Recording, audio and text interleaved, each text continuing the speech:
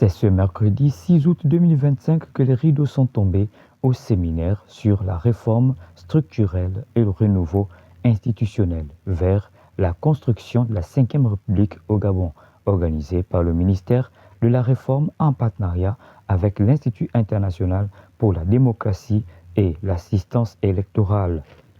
Après lecture du rapport des travaux par le conseiller technique du ministère, le conférencier a aussi indiqué qu'il existe des juridictions d'exception telles que la Haute Cour de justice qui peut juger le président en cas de haute trahison. La composition de cette juridiction nous renforce dans l'idée que nous sommes résolument engagés dans la bonne voie. En effet, cette Cour est composée de magistrats et de parlementaires. Le représentant des leaders au Gabon a félicité le ministère pour l'initiative et se dispose à l'accompagner tout au long du processus engagé aujourd'hui.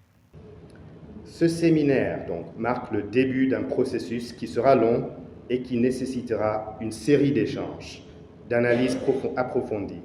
et de travaux de recherche pour mettre en œuvre la feuille de route tracée par Monsieur le ministre en charge des réformes et des relations avec les institutions. IDEA International se tient prêt à accompagner le ministère et les autres parties prenantes dans ce processus en mettant à leur disposition son expertise et son savoir-faire comparatif.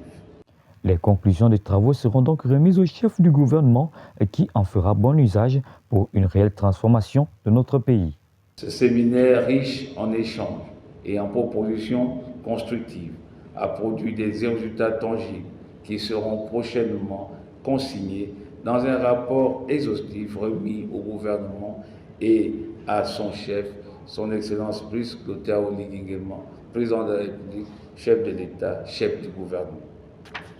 Je vous invite donc, mesdames et messieurs, à cultiver cette force de l'action continue, cette foi dans le progrès qui se construit pas à pas, que la responsabilité collective devienne le moteur de notre engagement quotidien,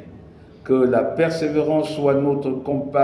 compagne fidèle sur le chemin ardu mais exaltant de la réforme. C'est donc en ces termes que le ministre de la Réforme a clôturé les travaux en invitant l'administration à s'arrimer à la dynamique des réformes engagées